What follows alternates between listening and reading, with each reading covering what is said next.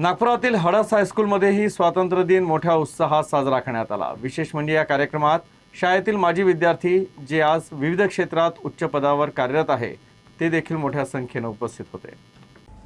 हडस हायस्कूलमध्ये देखील देशाचा 80वा स्वातंत्र्य दिन मोठ्या उत्साहात साजरा करण्यात आला। शाळेचे माजी विद्यार्थी आणि नौसेनेचे सेवानिवृत्त व्हाईस ॲडमिरल अशोक सुभेदार आजच्या कार्यक्रमाचे प्रमुख पाहुणे होते। शाळेच्या विद्यार्थ्यांनी अतिशय उत्साहात यात सहभाग घेतला।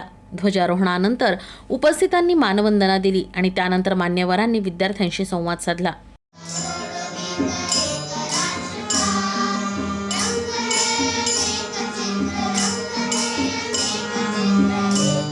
नेव्हल डॉकयार्ड मुंबई यांनी हे ब्रासची जी सेलिंग शिप बनवलेली आहे ही फारच अभिमानाची गोष्ट आहे आपल्या सर्वांकरता। आणि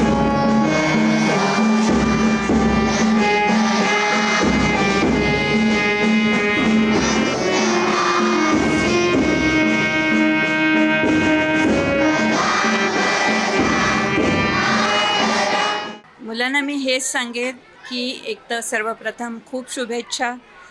जे काही तुम्ही आपलं फील्ड निवडाल ते मनापासून त्याच्यात काम करा, खूप मोठे व्हा आणि देशासाठी आणि आपल्या स्वतःसाठी सुद्धा एक वेगळी प्रगतीचा मार्ग शोधा। हडस हायस्कूल शहरातील जुन्या नामवंत शाळांपैकी एक आहे। अनेक विद्यार्थी आज आपापल्या क्षेत्रात उच्च पदावर कार्यरत आहेत। त्यापैकी 3 माजी विद्यार्थ्यांनी शाळेचं देणं लागतो या भावनेतून प्रत्येकी 10 लाख रुपयांची देणगी दिली।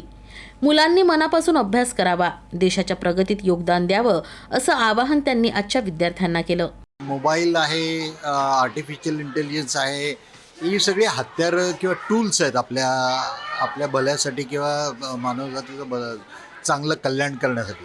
तर त्याचा वापर त्या पद्धतीने करून घ्यावा आणि भारतामध्ये हे सर्व मार्ग आता उपलब्ध झालेले आहेत। अतिशय फास्ट इंटरनेट आणि मोबाईल सेवा बाकीच्या कुठल्याही जगात गेलं तरी त्याच थोडीची सेवा सगळीकडे आपल्याकडे उपलब्ध आहे आणि याचा वापर पॉझिटिव्ह कारणांसाठी किंवा देशाच्या फायद्यासाठी कसा करून घेता येईल याप्रमाणे ज्याला योग्य वाटेल त्याप्रमाणे ते सत्कारणी लावावं असं मला वाटतं। India is going to become a very very strong nation, a developed nation.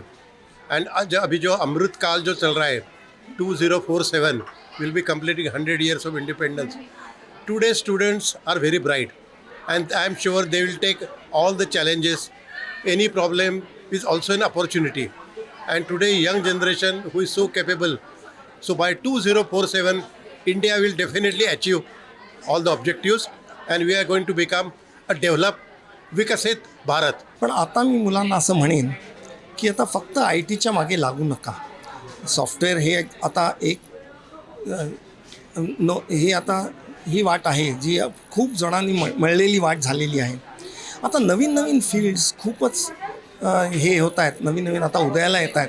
आता तुम्ही ऑर्गॅनिक केमिस्ट्री घेतलं समजा, म्हणजे केमिस्ट्रीच्या सब्जेक्टमध्ये पुढे गेलात तर तुम्हाला आपल्या फार्मा इंडस्ट्रीमध्ये फार मोठ्या ह्याच्यात आपल्याला हे करण्याची, तुम्ही लीगल ह्याच्यात गेलात तर आपली आज लीगल सिस्टम अतिशय सावकाश आहे। म्हणजे प्रत्येक केस आपल्याला 10 वर्ष 15 वर्ष लागते। आज विशेष ही गोष्ट आहे की आमच्या शाळेच्या 3 विद्यार्थ्यांनी, माजी विद्यार्थ्यांनी आमच्या शाळेला 10-10 लाखाच्या अशा 3 जणांनी देणग्या दिल्या। त्यामुळे 30 लाख रुपये हे माजी विद्यार्थ्यांनी शाळेला दिले आहेत। ही खरंच कौतुकास्पद बाब आहे। इतकी वर्ष शाळेतनं बाहेर निघाल्यानंतर सुद्धा शाळेबद्दलचं जे प्रेम आहे विद्यार्थ्यांचं ते बघून खरंच खूप आनंद होतो।